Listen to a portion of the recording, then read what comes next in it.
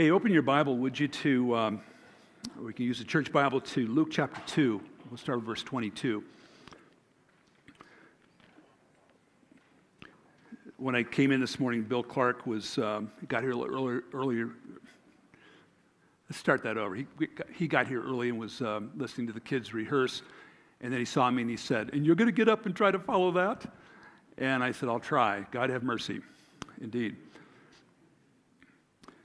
Hey, heard about a kid, speaking of children, heard about a kid who was learning the famous Lord's Prayer.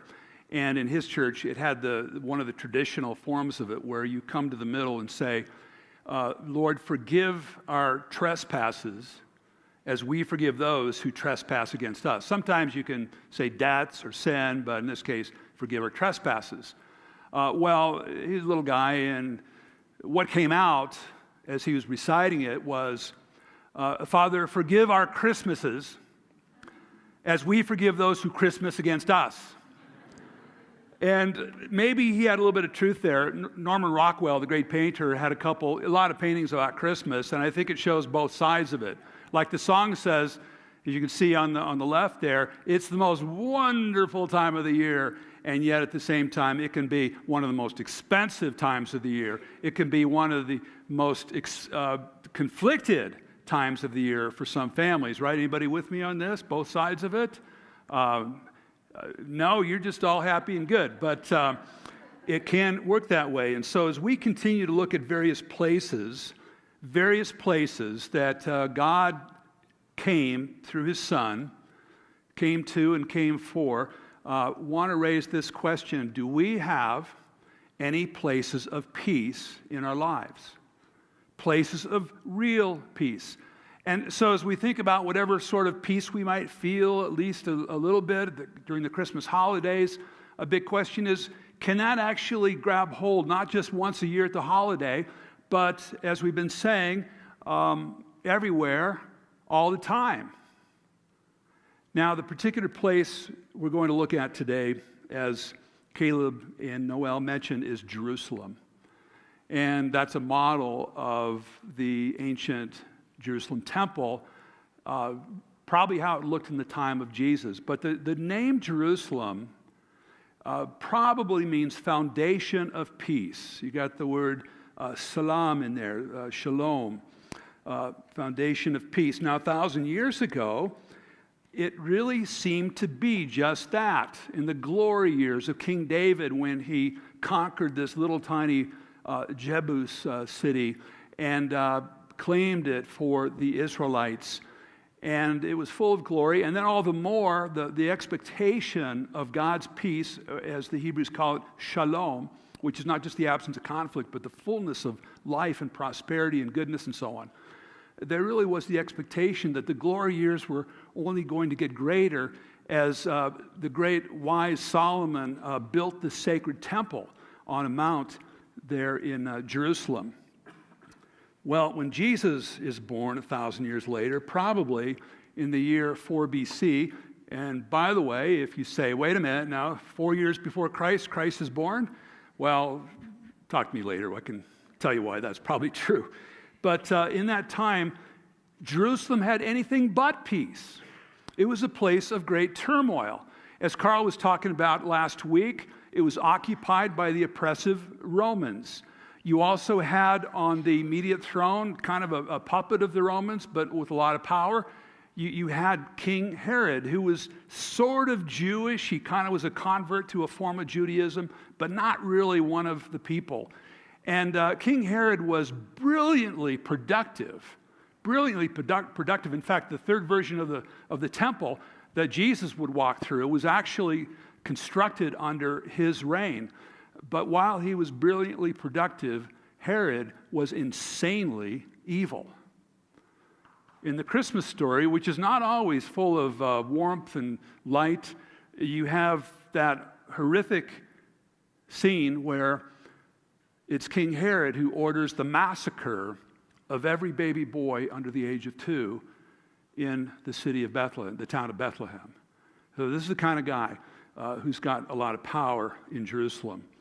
And then, in the meantime, you got all these efforts by Jews to maintain their identity and to maintain some kind of hope. And it gets led by a number of different groups.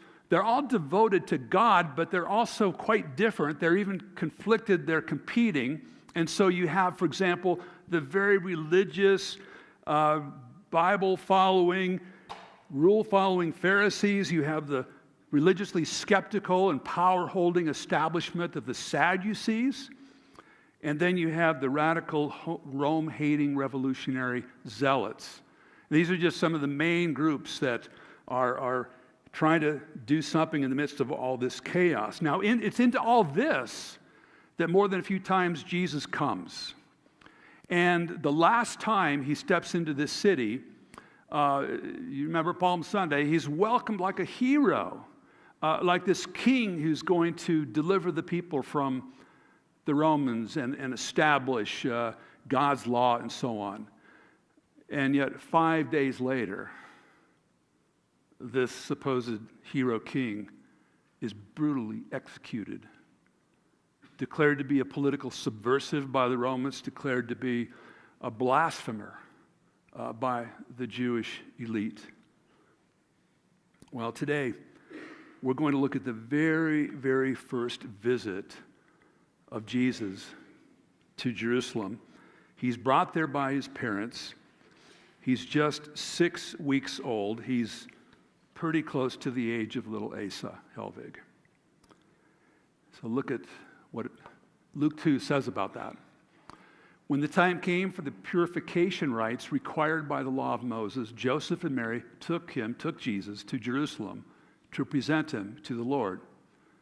As it is written in the law of the Lord, every firstborn male is to be consecrated to the Lord and to offer a sacrifice in keeping with what is said in the law of the Lord, a pair of doves or 2 young pigeons. Now, Joseph and Mary are among thousands of Jews then and there who were devoted to the God of Israel, who took very seriously following the rules, following the rituals of God's law with great reverence for this place called the temple.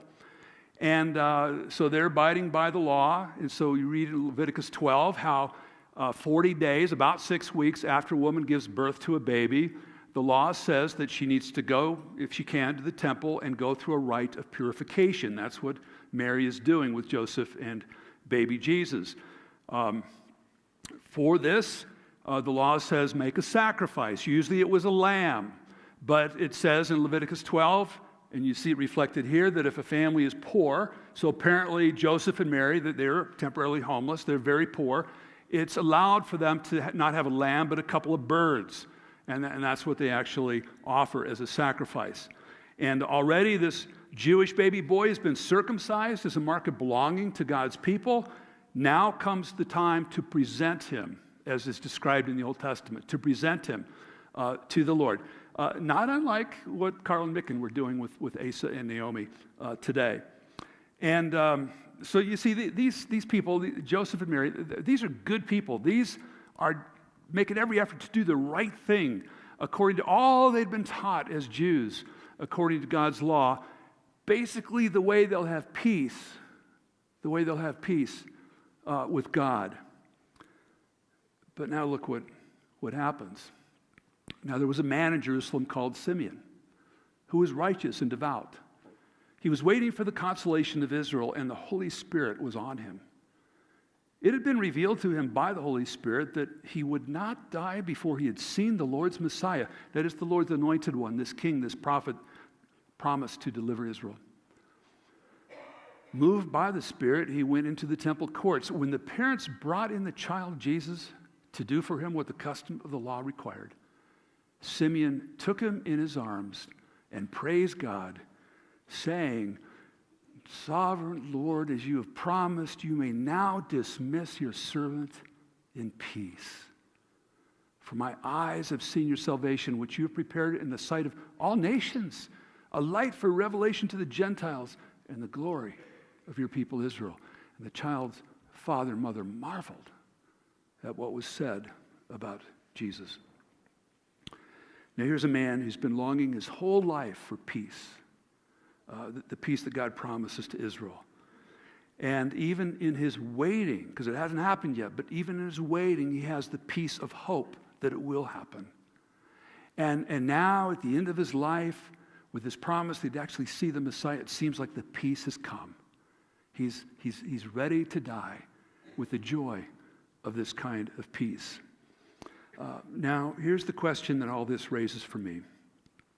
What would God show me? What would he show each of us? What would he show us together about having places of peace in our lives, in our pursuits of peace? What does God want to show us through Simeon?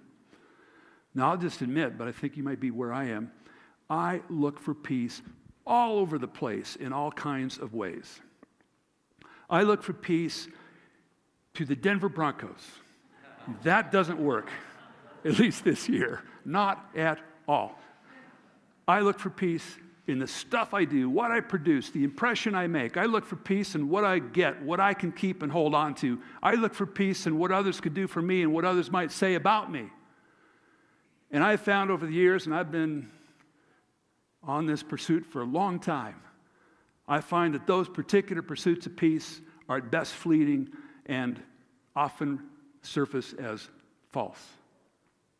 If you get some peace, it won't last, and it's not deep and not even real. Now, friends, let me just tell you one way I'm thinking maybe I should listen to what I'm saying today. And by the way, I'm talking to myself. You can eavesdrop if you'd like. But as most of you know, come February 1, I'm stepping into this weird world of retirement. And so preparing for that, once Darlene and I took care of some kind of household and family expenses, we were managing to put some money into what's called some IRAs. Now, you young people, you should learn what these are. Individual retirement accounts. So you have some money to live on when there's no longer a paycheck.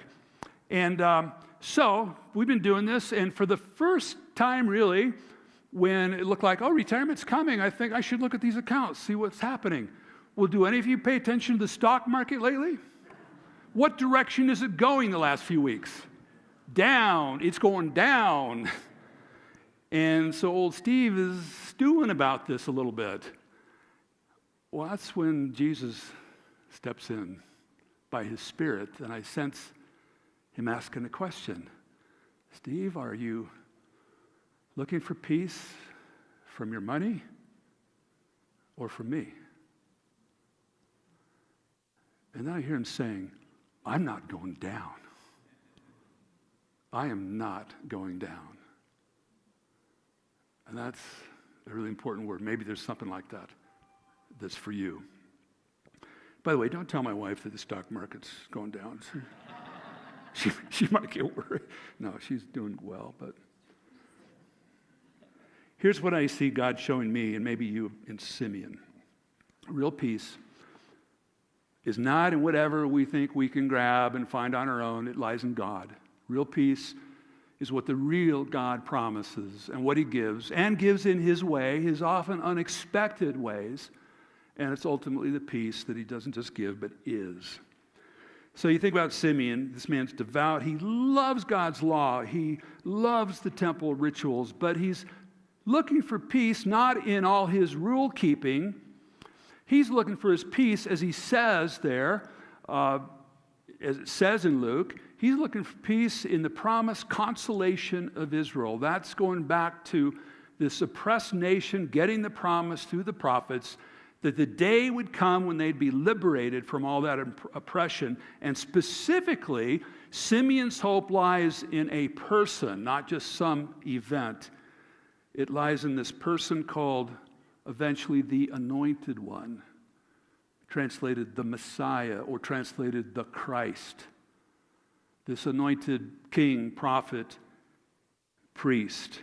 And somehow Simeon is told, and you'll get to see him before you die. And so the Spirit nudges him to go to the temple that day. He sees this young family. He sees the baby as part of the presentation. He takes the baby in his arms, and somehow he knows this is the one. This is the one. Now, what do you suppose Simeon kind of expected back when he was promised, you'll get to see the Messiah? Well, probably images of maybe a grand, powerful king to replace the evil King Herod. That's what the Sadducees especially desired. Maybe he especially wanted to see a priest who would teach and uphold the law. That's what the Pharisees believed. Or maybe he expected to see a mighty warrior to drive out the Romans. And that's what the Zealots were all about. And Jesus actually turns out to be all three. He turns out to be a king, a priest, a warrior, but not the way anybody expected. And when Simeon gets to see the Messiah, he's looking at a baby boy in diapers, absolutely dependent upon his temporarily homeless parents. But see, Simeon is not holding God to his own expectations. He's open to the way God wants to do it, even if it seems very strange, bizarre. He's open to accepting the way God will carry out his promises. And I need to hear that. Real peace is not what we assume God's peace will be. It is whatever unexpected way he actually gives it. And ultimately, real peace is not just this or that from God, and it's certainly not what we know about God or what we do for God. Real peace is what God is. As the Apostle Paul told the Ephesians, Christ is our peace. Christ is our peace. It's God himself giving himself in his Son by his Spirit. And this little one, I mean, just think about this. This little one that Simeon holds in his arms is actually the very one who holds the cosmos together. The only one that can finally bring peace that's lasting, that's real. And the one who is, as Paul says, our peace. Now, just a couple more things that we really need to see in what God gives Simeon. Real peace is never just for us. It's for others. It's for the world. It's a package deal. You cannot separate it out. And Simeon, he does get peace. He says, now you can dismiss me with peace. There's great joy in that for him. But also you think about the way he praises God. It's for what the Messiah is going to bring, not just him, but his people, his fellow Jews. But not just his fellow Jews, but for all the nations, for the Gentiles. And it's like Paul, when he says Christ is our peace, he's not just saying, boy, I'm really in a good place with Jesus right now. Paul goes on to say that Jesus is our peace not only with God, but also with each other. And he's got this striking phrase in Ephesians 2. He says, Christ destroys, he breaks down the dividing walls of hostility between human beings. And in this case, he's talking about Jews and Gentiles, Jews and non-Jews, but it can apply to marriage, a family, neighbors, people groups in this world. This is what Christ is about, what he ultimately promises. Yeah, I mentioned how Jesus has been graciously stepping into the stewing I've got about these little funds, and he's giving me peace about that. But I tell you what, every time I've had that kind of transaction with him about all that stuff, every time what's come to mind are various images. For example, images of some of our friends in Kenya, most of whom are in poverty or certainly just the edge of poverty. And it's just day by day. They can't even imagine having retirement funds. They're just hoping maybe they'll have enough money to get food on the table that day. And I think of them. Or I think more recently of these 160 low-income seniors displaced now permanently by this fire in Littleton several weeks ago. And I had a chance to be with some of them, and it's just, and I'm with them, or I think about my friends in Kenya, and I say, Steve, you don't have any problems. And what comes is from the Spirit. It's not guilt. That's what the devil wants to do. But what comes is a deeper sense of gratitude and generosity with a nudge to act on it, and actually a humbling, transformative lesson. Because when I do think of so many of my friends in Kenya or a few of these seniors I've met, they've got more gratitude than I've got. They've got more generosity than I've got. And it's the nudge of the Spirit to learn from them. I mean, if you were here last week, remember the video from Anne, one of the residents, who miraculously was rescued from her apartment right next door to where the fire was, and the flames were coming in on her. But if you weren't here, you just got to get on our website and look at this video. It's really something else. But she was rescued really miraculously. But then, remember what her brother told her?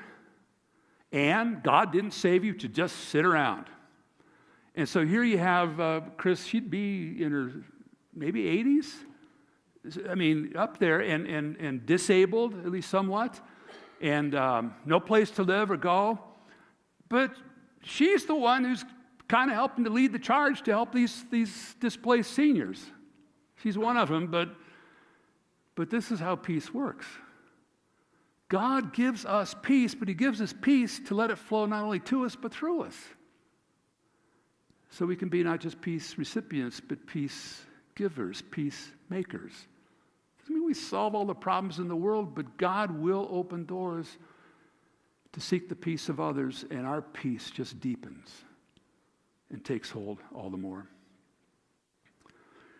One more thing to see here, and that's that real peace is, it's not just the absence of conflict, it's the presence of Christ.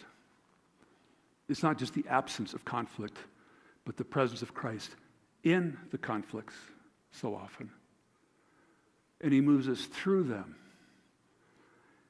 And I tell you what, if you kind of, at least subconsciously, devote your life to always trying to avoid any conflict, or always running away from it when it shows up, I mean, sometimes you should, but if that's what you're all about, you will not find peace.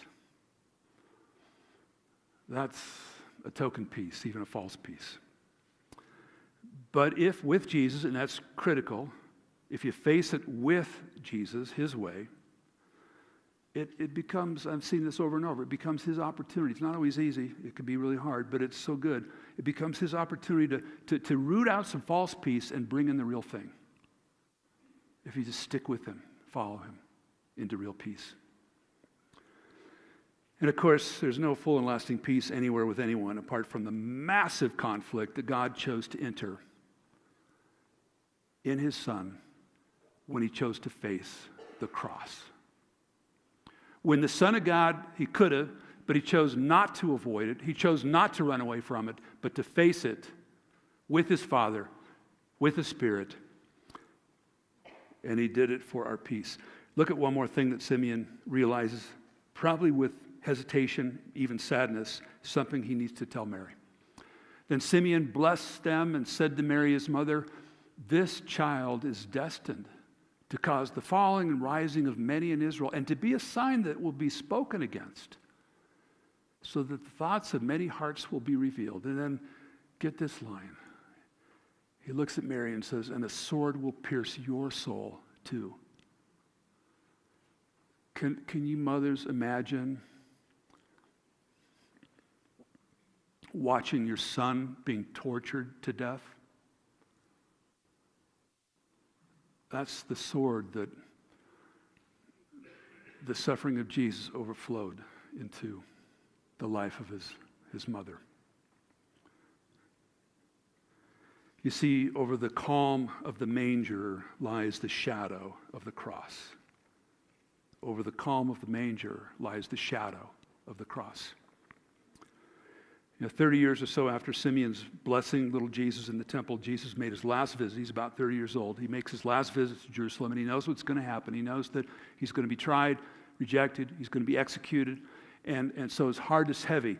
But his heart is heavy not just for himself, but of the people that just don't see it, that the people don't just see the astounding love of God that's coming through this one, the Messiah.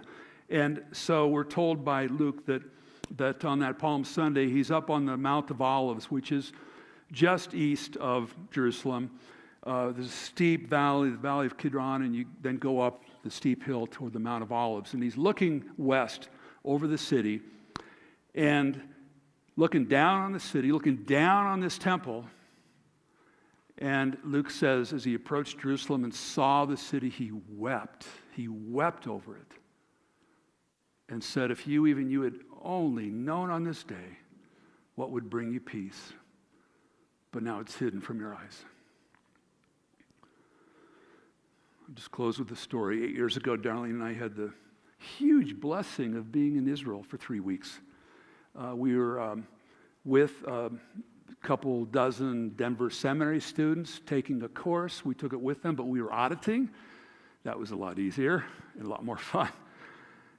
And so one day, while the students were taking one of their exams there in the old city of Jerusalem, I, by myself, walked up the steep path on the Mount of Olives overlooking the older part of Jerusalem, including you can see the kind of the walls of the so-called Temple Mount, where once it stood, but now you see the Muslim Dome of the Rock.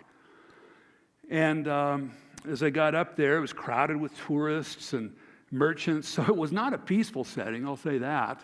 And yet, I experienced some peace, just thinking about Jesus and being where he had been. And I pulled out a little Bible I had, and I opened it to Luke 19, and I read the passage we just heard, where Jesus was up on that hill, looking at Jerusalem and how he wept. While I was doing that, there was a Palestinian merchant near me, and he was selling souvenir postcards. And he said, 3 shekels for these postcards. And for short, he'd say, postcards for 3, but with his accent, it sounded like shekels for free. Postcards for free. And suddenly this group of German tourists came by, and this big younger guy just grabbed the whole stack of postcards. And he said, thank you, you said free.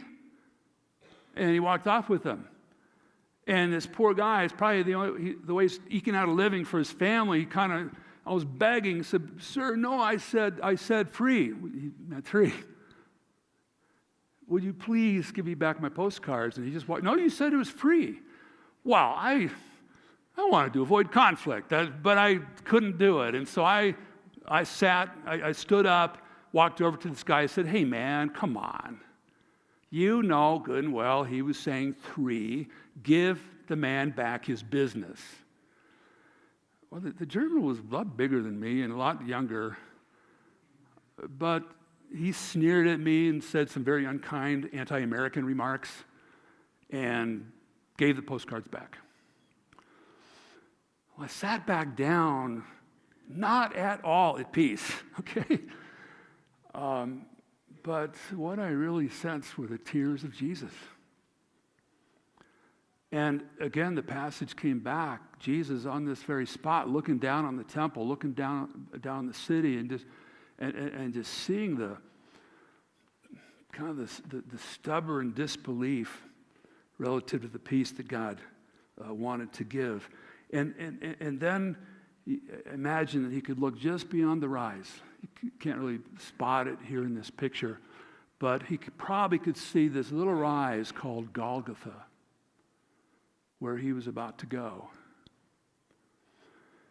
Well, then it wasn't hard to imagine the risen Jesus right there, looking at modern Jerusalem, looking at all that's going on there. This city that many consider the most holy place on earth, and yet one of the least peaceful cities on earth. I could just sense his tears looking at modern Jerusalem, and I could imagine that he could see modern Jerusalem as a microcosm of the whole earth and a reflection of every human heart and life, including my own. And so as I walked down the steep path, down the Mount of Olives, and came to a grove of trees, it's called Gethsemane, and stayed there for a little while.